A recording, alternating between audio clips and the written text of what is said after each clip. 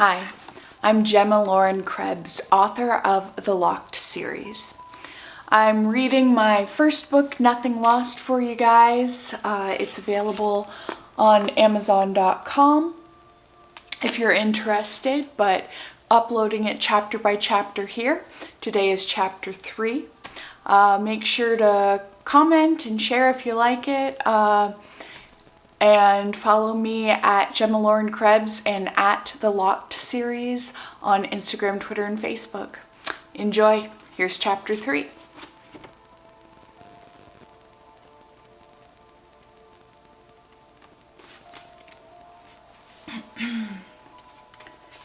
Chapter 3. Shay. Steam rose from my brown skin as I pulled up and out of the hot spring pool in my washroom. After spending half the day restoring washed away soil beneath plants, I'd needed a bath. My lips twitched as I realized it had now been more than 6 years since first entering the garden. Every 2 weeks I went and worked with my father, yet still I had much to learn.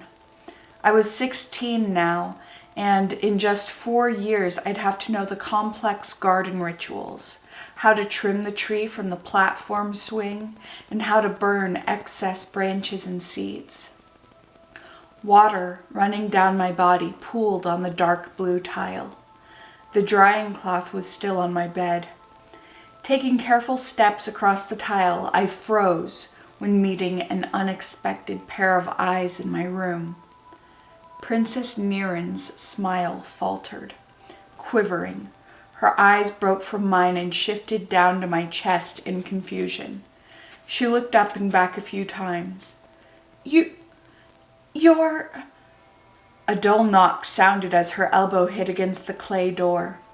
She stumbled out of my room backwards, then whirled around, her long braids swishing behind her down the hallway of the palace. I stood in place, unthinking. Then I remembered myself, wrapped the drying cloth around my unclothed body, sprinted to the door, and slammed it shut. A nervous laugh broke from me before I ran a palm over my shaved head grimly. I felt the short, black hairs beginning to grow out again. Everyone had always assumed I was a boy. I'd never lied outright or purposely concealed that I was a girl. Looking down to my chest, now covered with the drying cloth, I knew it would have been impossible for it to go unnoticed forever. Seawater splashed slightly against the stone weights of the time watcher. I needed to leave if I was going to meet Jevin at the beach. I'd worry about Niren when next seeing her. Drawing an undershirt, light tunic, and shortened leggings from my wardrobe to swim in, I quickly dressed and left the room. At the west entrance of the rounded palace, Jevin extended his long arm upward, eyes crinkling into a smile. "Apprentice gardener," a clear voice called. Veller, the Queen's chief royal aide, shuffled at me abruptly, halting before Jevin and I. "The Queen requests your presence in the throne room." Instead of meeting my eyes, he looked only at my nose. Before I fully processed the order, he'd swept past, the edge of his deep red robe brushing my ankles. "What could that be about?" Jevin asked, a laugh bubbling in his question. I looked up to see a wrinkle appearing between his dark eyebrows. Niren must have told her mother what she'd just seen. Jevin's head tilted in question. He'd find out soon that I was not the boy he'd known all his life, though I was still me. There shouldn't be any reason he wouldn't understand. Jevin had asked to sit next to me at a meal one afternoon when I was 6 years old. I'd nearly beaten him in swordplay just before. Since then, we caused trouble, sparred in combat training, and sat together at meals when we could. He was my best friend. Had I not been a boy, at least in most eyes, I would not have been able to be with him like that. Girls were never allowed to set foot on the training grounds. I'd tell him myself. Jevin would accept it. He crossed his arms. Jevin, I had to believe nothing would change. I'm a girl. His gray eyes went wide and his mouth opened and closed before making a sound. You're what? No, you're not. His full lips twitched, ready to laugh when I admitted I was joking. The words tumbled from me. I didn't mean to hide it. No one asked. They just thought I was a boy. I'm sorry. Looking down the hallway to my room, I took a step back. I know it's a surprise, but nothing is different. I have to change into a nicer robe and get to the throne room. Sorry. His eyes shifted back and forth as if trying to remember our times together. I smiled, attempting to lighten the situation. We'll talk more of it later, all right? He let out a short breath, nodding slightly. I nodded back and turned toward my room. Jevin stayed where he was. Dressed in one of my nicer robes, a silvery rope belt cinched around my waist, and only the slightest feeling of dread coating my stomach, I rose from a bow to meet the eyes of the royal family. The queen, her back stick straight as she sat in her throne, Princess Niren on her left, and Prince Fedrid on her right. 4 guards stood stoically around the room, but otherwise we were alone. The skin around Princess Niren's eyes looked slightly swollen. Clearing her throat smoothly, the queen drew my attention. Apprentice gardener. She ran a thumb over the glazed arm of her throne. The princess has come to me with an interesting story. Her tone was neutral. I wondered if she believed what Niren had seen. Yes, Your Majesty, I said, not sure if I should wait to be asked. She didn't wait for me to decide, but flashed her eyes up to mine. Is it true, then? Are you a woman? Breaking her gaze for a mere moment, I looked to Fedrid. He wouldn't take this well. Yes, I am, Your Majesty. Fedrid's jaw tightened. The queen folded her hands slowly. And, she finally continued, why have you never chosen to share this information? No one asked me, Your Majesty. I had nothing else to say. The queen's eyes narrowed. It didn't seem like she thought this was reason enough, but before she could pry further, Niren stood, her whole body shaking and unted tears glistening in her eyes. You deliberately hid it. You said your name was Shay. That isn't a female name. Why are you lying? The tears started to fall freely. No, it is my name, I protested, indignant. It just isn't my whole name. I'm Shaylight. The princess's face contracted, a few more tears squeezing from her eyes before she stormed out through the door behind the thrones. Fedrid seemed to be attempting to bore through my skull with his eyes. The queen rubbed her temple. You realize you were meant to have your matching ceremony at 15. It has been nearly 2 years since. You might have brought it up then. Somehow, I had thought I'd be notified when it was time for my matching ceremony. I didn't think it was my responsibility. When it passed unnoticed, I hadn't complained. Boys were still matched at 19. 15 always seemed too early to pair girls with their future husbands. Perhaps I should have, Your Majesty. Forgive me. Really, it should have been your father informing us of this. He hasn't talked of anything but the business of the garden since your mother passed. Yes, Your Majesty.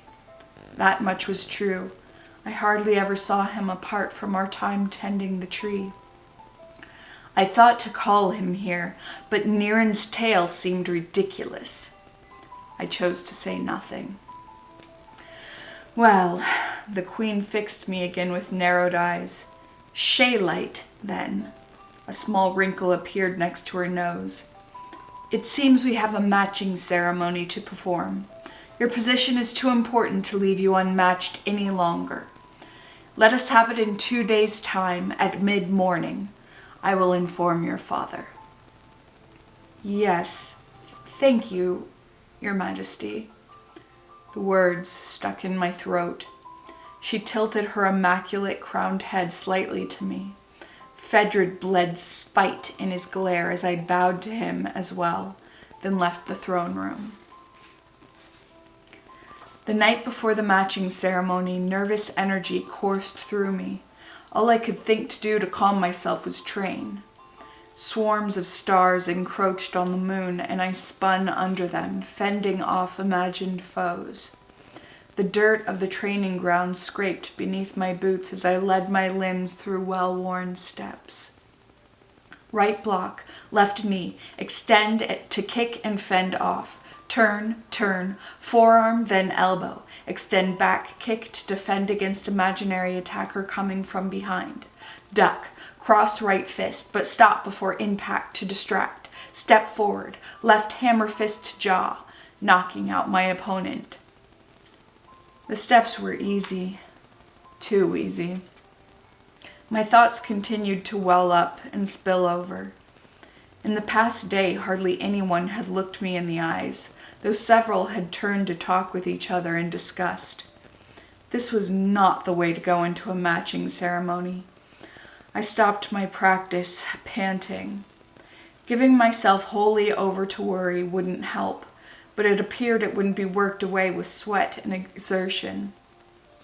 Letting out a breath at the distant moon, I thought it must be well past midnight. The silence of the palace grounds enveloped me as I stilled. My own exhalations were not enough to drown the deep hush filling the star-addled night. Sheer light glinted off the stained glass dome sunken into the middle of the upper gardens. Though a way off, I could smell night-blooming tresses, the deep blue flowers signaling the beginning days of summer. In the past, I'd sometimes stay out until sunup, simply breathing in the scent of plants, the heady rush of newly flowered blooms filling the air as seasons changed. Though the upper gardens were not my responsibility, I still enjoyed being with the greenery under open sky. My position as keeper of the garden had always guided me forward with such certainty. Perhaps I'd neglected other parts of my life. Because of how others would now see me, it was obvious that things would change. Granules of dirt skidded beneath me as I slumped to the packed ground. I myself had thought I was a boy until the age of 8. I was Shay, a strong male name here on the island of Crestalon. Shay wore tunics rather than dresses, had a shaved head, and was one of the best of the youth at swordsmanship. A smile twitched my lip. I'd never seen a reason to correct people, not even when I learned the truth about myself. The actuality of my gender had been revealed to me when I contracted the red-striped fever and was tended to by the castle physician. He'd exclaimed audibly when applying a cooling salve and discovering my less than man-like genitalia. I'd been lucky to even survive that ordeal. That was what I took from the experience rather than the newfound truth about myself. About a day after I'd been treated, the physician himself had passed away, having caught the disease. It affected adults much more severely. I thought of the accusatory glares I'd been receiving. The truth seemed to matter to everyone else more than it had to me. Being a girl, something I'd never even thought about, suddenly seemed wrong and shameful. I'd heard nothing from my father.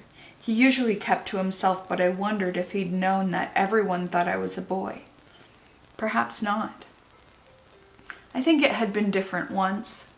I had never known the sharp-witted champion of sparring practice, though I was told of him at times. That part of my father seemed to have withdrawn after my mother died, giving birth to me. My throat clenched as I thought of his harsh words to me so long ago. Better that she had lived and you'd died. I shook my head. I'd done nothing wrong since then, and he'd hardly seen me to know. He looked after his duties as the master gardener in a way that kept him from daily palace life. As soon as I could eat and wash up alone, I'd been moved to the youth wing, free to live how I pleased. Circling my thoughts back to the problem at hand, I gritted my teeth. I knew why it was important to be matched. Eventually, I'd be expected to produce an heir to the keepers of the garden. Though I didn't like to think on it, I knew I had to. In the last day, I'd realized there was only one person I wouldn't mind having to spend the rest of my life with. Jevin. I was lucky he still remained unmatched. Hopefully, the court reader would say that Jevin and I were meant to be. We'd talked briefly after I had revealed myself. I asked if he was all right. His smile had turned slightly sadder, but he didn't look away. You're still the best friend I have, Shay. I think it is indeed strange that you didn't tell us you weren't a boy. You're right that we just assumed, so I suppose I don't blame you. My feelings had been beyond relief to hear that, and things seemed to be normal between us again. I was fearful, I realized, of being matched with anyone besides Jevin. It was unlikely another soul in the palace would want to wed me. A yawn cracked my jaw as I released it. Finally, sleep was tugging. Hoisting myself into a standing position, I re-entered the palace. 2 guards stood on either side of the door. I knew they wouldn't acknowledge me. Unless there was danger, they were not to move. Tonight was different, though. The guard to the right met my eye for the briefest moment, and I would have sworn he gave me a sneering look before resuming his stillness. I focused my gaze on the ground as I brushed past them into the palace. So that was chapter 3 of Nothing Lost. Hope you enjoyed it, and hope you guys have a great day and that you're doing well. Bye.